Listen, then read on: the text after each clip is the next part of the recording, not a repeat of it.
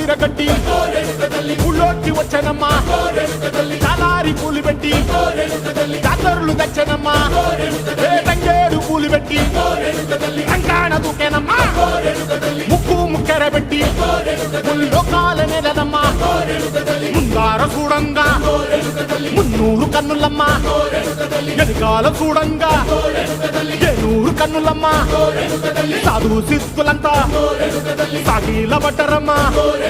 మహారాజు రాజులంతా మొగారిల్లిరమ్మా కోరిక కోరంగా